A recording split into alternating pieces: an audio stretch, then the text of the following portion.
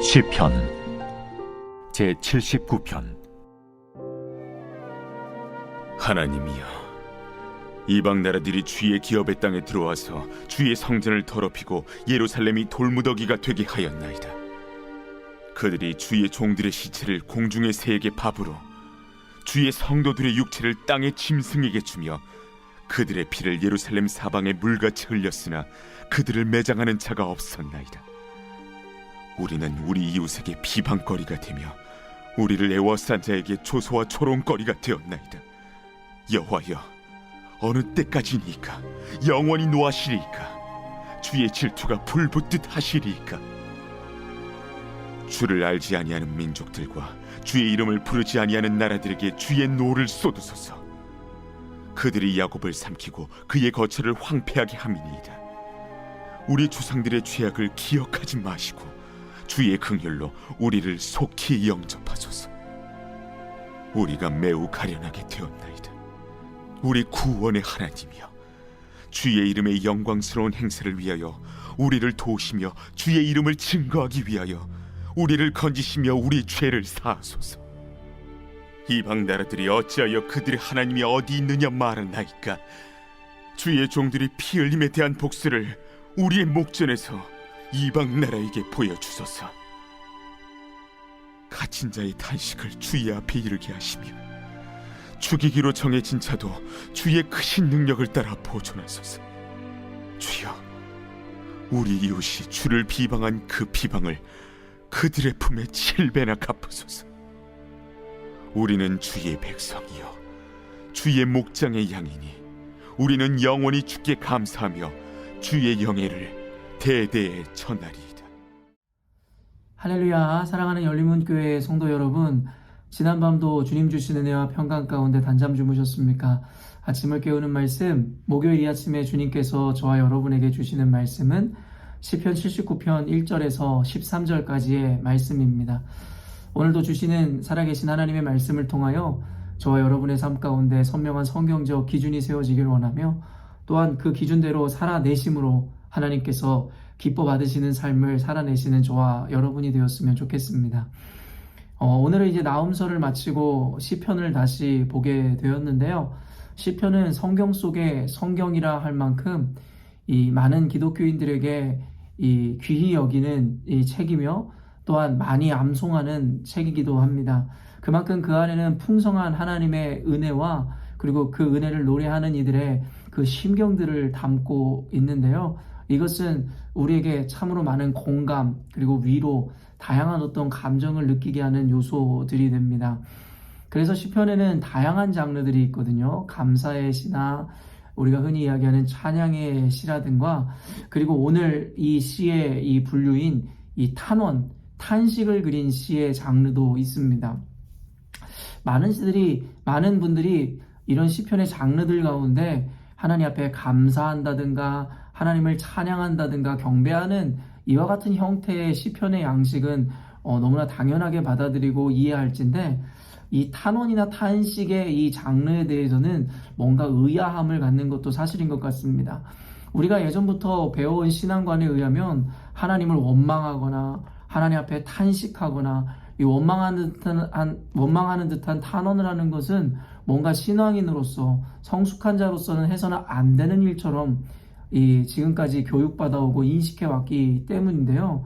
그런데 이 시편의 양식, 그 중에서도 한 자리를 차지하고 있는 이 탄원과 탄식의 이 시편의 장르를 통해서 하나님께서는 우리들에게 결코 우리가 하나님 앞에 이와 같이 탄원하고 탄식하는 것이 잘못된 것이 아니다라는 것을 가르쳐 주죠. 더 잘못된 것이라 한다면 우리 마음에는 원망과 불평 그리고 두려움이 가득할진데, 그렇지 않은 척 하는 것이 더 잘못되고 위험한 신앙관념일 것입니다. 하나님께서 그래서 시편의 기자들과 이야기하듯이 주님께서 우리들에게 원하시는 것은 때로는 상한 심령이고 또한 정직한 심령임을 분명하게 이야기하고 있죠. 사람은 속일 수 있으나 하나님은 속일 수 없다는 것도 같은 맥을 같이 하는 것인데요.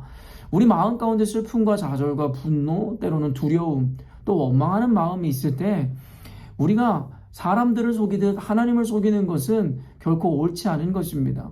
물론 속이려고 해도 하나님을 속일 수도 없을 뿐더러 하나님께서 우리들에게 원하시는 것은 바리새인들이나 서기관들이 했던 것처럼 이중적이고 외식적인 모습이 아니라 있는 그대로의 마음, 상한 마음을 그대로 토로하고 주님 앞에 가져오는 정직한 심령을 원하시더라는 것이죠.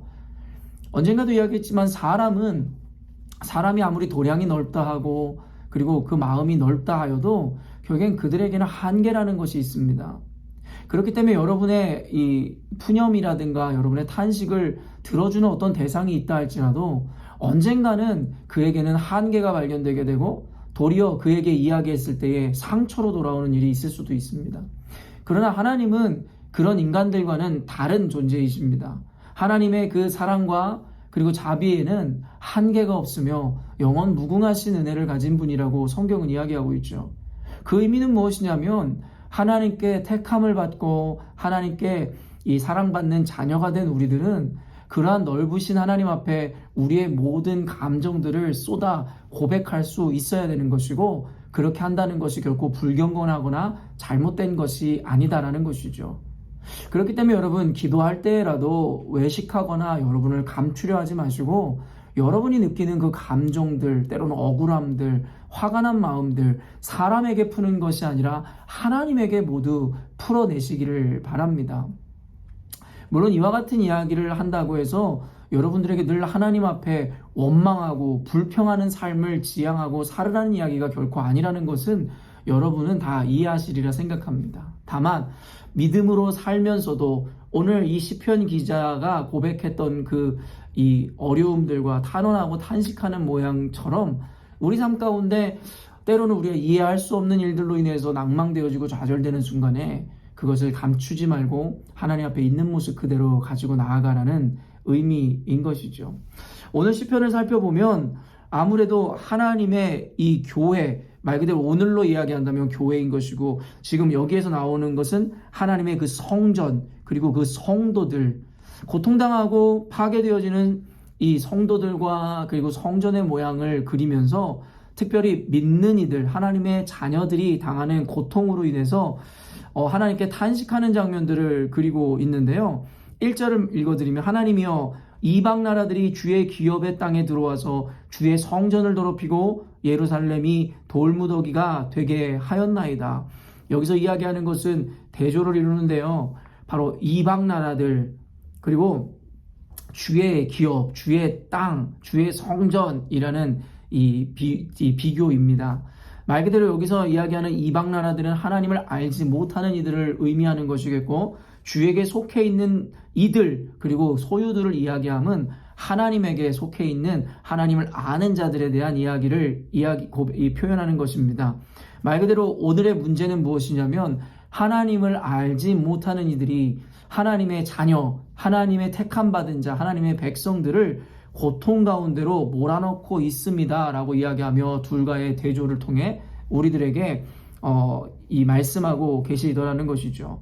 2절 보면, 그들이 주의 종들의 시체를 공중의 새에게 밥으로 주의 성도들의 육체를 땅의 짐승에게 주며 굉장한 핍박과 어려움을 주고 있음, 그리고 당하고 있음을 우리가 보게 되는데요. 3절 보면, 그들의 피를 예루살렘 사방에 물같이 흘렸으나 그들을 매장하는 자가 없었나이다. 4절, 우리는 우리 이웃에게 비방거리가 되며 우리를 애워싼 자에게 조소와 조롱거리가 되었나이다.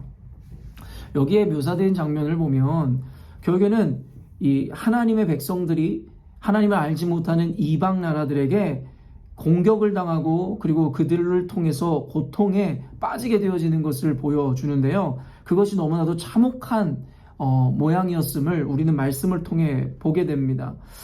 그런데 제가 눈여겨보는 것은 이와 같은 고통을 당하는 것도 너무나 힘들고 괴로울 것인데, 이 시편의 기자가 더 참을 수 없는 것은 무엇이냐면, 주변에 있는 이들이 그와 같이 당하는 하나님의 백성들을 불쌍히 여기거나 긍휼히 여기거나 그들을 도우려고 하는 것이 아니라 도리어 그들을 비방하고 조롱하고 조소하고 있다라고 이야기하더라는 거예요. 아마도 이 시편 기자가 고통스러워했던 것은 단순히 하나님의 성전이 회파되고 자신들이 고통받는 그 상황 그 자체뿐만이 아니라 그와 같은 상황 가운데서도 자신들을 향해 동정하거나 위로하거나 도우려는 이들이 아니라 도리어 그들을 조롱함으로 그 고통을 배가시키고 더욱더 고통 가운데로 그들을 몰아넣는다는 것이 그를 더욱더 힘들게 하는 일이 아닌가 싶습니다. 저는 이 1절부터 4절까지의 말씀을 읽으면서 오늘날의 교회가 처한 상황이 당시 시편 기자가 고백하고 있는 이 탄식의 순간을 맞이하는 그 동일한 모양이다라는 생각이 들었습니다. 여러분, 오늘날의 교회가 사실은 교회의 역사를 따져보면은 늘 이와 같은 일들은 있었을 것이나 제가 물론 이 시대를 살아가고 있어서인지는 모르겠지만 제가 역사를 공부해보고 교회사를 연구해보아도 오늘날의 교회가 당하고 있는 이와 같이 비참하고 정말 이와 같이 이 말 그대로 사면초가 같은 빠져나갈 구멍이 없는 것만 같은 이와 같은 순간이 또 있었을까라는 생각을 해보게 됩니다. 오늘날의 교회는 그때 예전의 고대사회처럼 물리적으로 어떠한 심각한 타격을 입거나 고통 가운데 고통을 당하는 것은 아닐지 모르겠으나 어쩌면 또 다른 의미에서는 그것보다 더 극심한 고통과 어려움 가운데 있음을 우리는 보게 됩니다. 제가 늘 여러분에게 비유로 이 시대 상황을 비추어 이야기하듯이 코로나 여러분 19가 이 세상을 뒤덮은 지 벌써 3년이 다 돼갑니다. 그러는 가운데 이런 교회가 당했어야만 하는 그 고통과 핍박, 탄압이 어떤 것이었는지 여러분은 잘 알고 있으며 정말 말도 안 되는 거짓과 선동으로 인해서 교회가 마치 슈퍼 전파자가 되고 교회가 마치 코로나의 근원이 된 것만 같은 프레임이 씌워져서 많은 사람들이 한동안 교회를 얼마나 손가락질하고 비난하였는지 우리는 너무나도 잘 기억하고 있습니다. 심지어는 가족들과 이웃들, 친한 친구들마저도 모욕하고 조롱하는 것을 보면서 우리는 많이 힘들었던 순간들이 있었죠. 그 순간에 사람들은 자신이 교회를 다닌다는 것을 함부로 이야기해서는 안 된다는 이야기를 할 정도로 그때 당시에 여러분 그 교회가 맞이했었던 여러분 그 위기감은 굉장한 것이었음을 우리는 알게 되죠. 그러다 보니까 교회를 다니는 이들도 조금씩 자신의 정체성을 숨기고 교회 다닌다는 것이 마치 뭔가 죄를 짓는 것만 같은 프레임에 씌워져 살았던 순간들도 있었습니다. 또한 여러분 어떻습니까? 정치 방역으로 인해서 결국엔 교회가 문을 닫고 예배를 드리지 못하는 지경까지 갔었습니다. 전쟁통에도 그 어떤 상황에도 교회가 문을 닫은 적이 없었는데 이 초유의 사태인 코로나 이 19로 인해서 교회가 너무나도 비극적이고 안타깝게 교회 문을 닫아 예배드리는 자유까지 박탈되는 지경에 이르렀었다라는 것이죠. 그리고 더욱더 울분이 나고 곧 이 분노가 날 수밖에 없는 이유는 말 그대로 형평성의 문제입니다. 전혀 논리적으로나 객관적으로나 합리적으로나 생각해 보아도 이해가 되지 않을 정도로 교회는 말 그대로 불평등한 대우를 받고 결국에는 세상으로부터 완전히 내몰리는 순간까지 다다르게 되더라는 것입니다. 그런데 제 마음을 더욱더 아프게 했었던 것은 무엇이냐면 교회가 말도 안 되는 불합리하고 말도 안 되는 정치적인 어떠한 이 쇼로 인해서 교회가 당하게 되어지는 어려움 가운데서 누구도 교회를 동정하지 않더라는 거예요. 오늘 시편 기자가 토로하는 바와 같이 그와 같은 고통 가운데 있고 이 불합리한 처사를 당하고 있음에도 불구하고 긍휼히 여기고 불쌍히 여기는커녕 도리어 교회를 조소하고 조롱하고 비난하더라는 것입니다. 아무리 이 방역에 참여해서 철저하게 교회의 집단만큼이나 철저한 방역을 했었던 집단이 세상 그 어디에도 없는데 방역을 하면 할수록 철저하게 더욱더 관리하면 할수록 사람들의 비난과 조롱의 수위는 더욱더 높아져 갔음을 보게 됩니다. 이것이 어떻게 보면은 오늘날의 교회가 그리고 그리스도인인 저와 여러분이 처한 상황이며 시편 기자가 이야기하는 억울함과 고통의 순간이라고 이야기할 수 있을 것 같습니다. 그 이후에 이어지는 것이 바로 그 탄식에 이어 탄원하는 시입니다.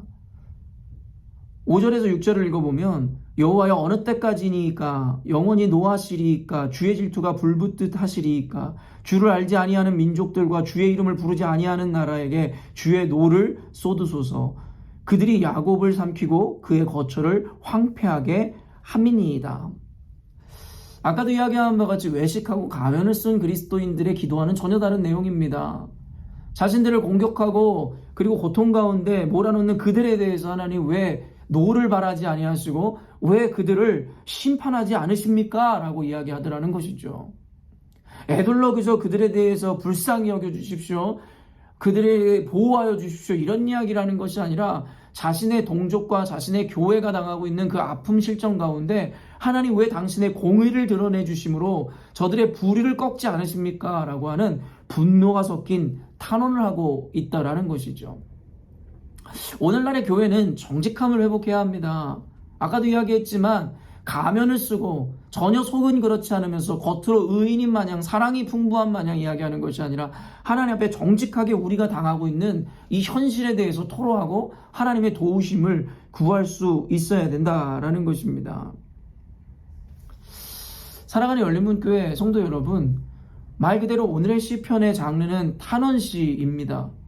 그 어떤 그곳에는 그 어떤 해결도 그리고 어떻게 이 되어진 것으로 인해서 하나님을 찬양하는 내용들이 등장하지 않아요. 끝까지 이와 같은 현실에 대해서 탄식하고 하나님의 도우심과 하나님의 침묵하심에 대해서 탄원하며 그 애절한 마음을 하나님께 올려드리는 것이 바로 이 탄원시입니다.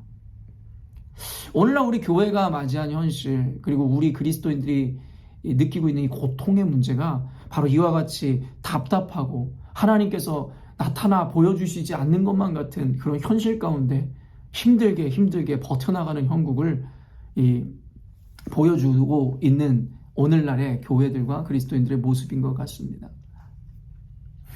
사랑하는 성도 여러분, 그래서 성경에서는 이와 같은 순간이 우리들에게 필연적으로 올지라도 끝까지 주님을 바라보며 이 시간을 견디고 이겨내라 이야기하며 그리고 그 이겨내는 방법으로 제시되어지는 것이 바로 하나님 앞에 우리의 상한 심령을 토로하고 하나님의 구원을 바라고 간청하는 것, 그것이라고 우리들에게 제시한다 믿습니다.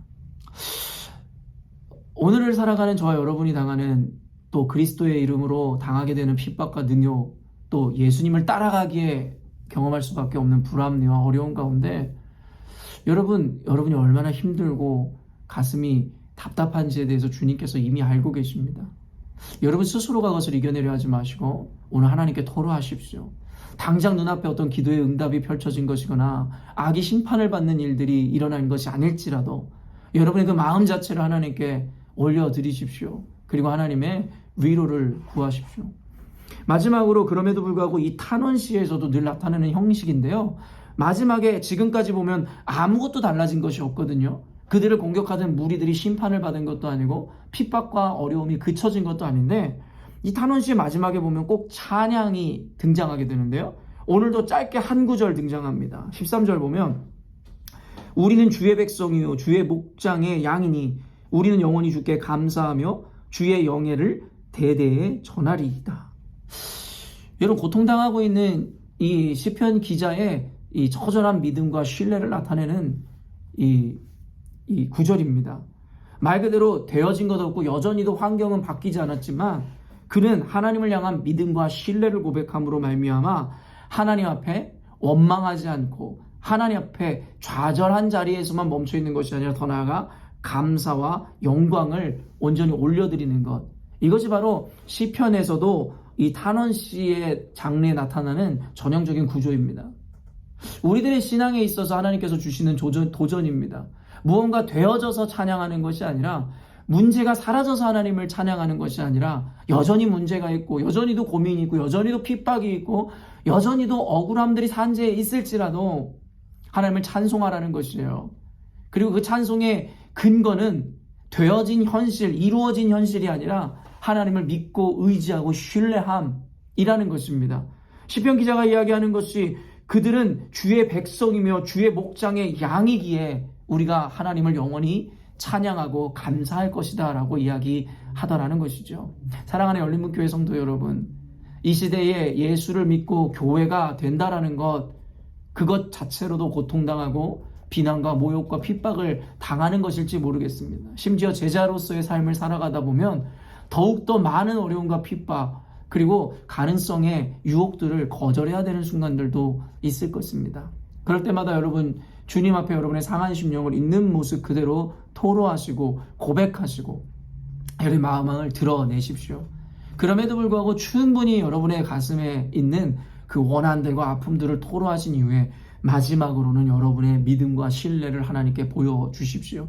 여전히도 고통의 문제, 여전히도 어려움은 그쳐지지 않았을지라도 우리들에게 요구하시는 그 믿음을 보이심으로 말미암아 하나님은 궁극적으로 우리를 구원하시고 우리들의 대적을 심판하시겠노라는 성경의 그 기준과 세계관을 따라 오늘도 여러분들이 믿음으로 하나님께 찬양하고 감사를 고백하는 오늘이 되었으면 좋겠습니다. 보여지는 것, 나타나지는 것은 일시적인 것이겠으나 우리를 향한 하나님의 사랑과 우리를 택하여 주신 그 은혜는 영원할 것임을 기억함으로 말미암아 오늘 하루 보여지는 현실로 인해 좌절하지 마시고 영원한 그 나라를 바라보시고 지향하심으로 오늘도 승리하시기를 바랍니다. 기도하겠습니다. 하나님 아버지, 오늘 시편 기자의 고백을 통하여 당시 그들이 겪을 수밖에 없었던 참혹한 현실과 억울함들 그리고 그들의 수치를 보게 됩니다. 오늘날에 이 교회가 마주한 현실이 그와 같은 상황이지 않을까 생각이 듭니다. 오늘도 이 영상을 보는 열린문교회 성도들과 그리스도인들이 하나님 앞에서 그 말씀을 부여잡고 예수의 이름으로 살아갈 때에 이와 같은 핍박과 고난 그리고 조롱이 늘 뒤따름을 보게 됩니다. 그때마다 하나님 얼마나 마음이 상하고 힘들고 지치고 억울할지를 아버지 생각해 볼 때에 하나님께서는 그럼에도 불구하고 그 너른 가슴으로 우리를 부르시고 하나님에게 그 모든 것을 쏟아 놓으라 말씀하여 주시니 감사합니다. 우리로 하여금 사람의 위로를 기대하지 않게 하여 주시고 사람의 아버지 하나님 칭찬에 기대하지 않게 하여 주시고 오직 하나님의 위로와 하나님의 격려를 받기 위하여 오늘도 그와 같은 무거운 마음을 하나님께 가지고 나아가 하나님께 모두 쏟아내므로 하나님의 위로를 얻게 하여 주옵소서. 그럼에도 불구하고 우리가 하나님을 찬송하고 하나님을 찬양하며 감사해야 하는 그 근거가 되어진 현실이거나 응답되어진 어떤 것으로 인함이 아니라 아무것도 되어진 것 없고 응답받은 것 없을지라도 하나님을 향한 신뢰와 믿음으로 하나님께 감사를 올려드림으로 오늘의 현실이 우리에게 쓴뿌리나 상처로 남는 것이 아니라 우리 가운데 도리어 기쁨의 근거가 될 수 있도록 주님께서 우리 가운데 은혜의 은혜를 더하시고 믿음의 믿음을 더하여 주옵소서. 오늘도 주께서 승리하는 삶, 하나님께 영광 돌리는 하루를 우리에게 허락하여 주신 줄로 믿고 감사드리오며 거룩하신 예수님의 이름으로 기도합니다. 아멘. 사랑하는 열린문교회 성도 여러분, 오늘도 주님께서 저와 여러분을 향하신 큰 계획과 큰 뜻을 품으시고 오늘의 귀한 하루를 허락하셨습니다. 오늘도 여러분이 주의 뜻을 받들어 살아가는 여러분의 삶의 지경 가운데서도 하나님 보시기에 부끄럽지 않은 하나님 앞에 온전히 주님의 의를 붙잡고 나아가는 거룩한 하루 삼으셔서 승리하는 오늘이 되었으면 좋겠습니다. 아침을 깨우는 말씀은 내일 아침에 또 만나도록 하겠습니다.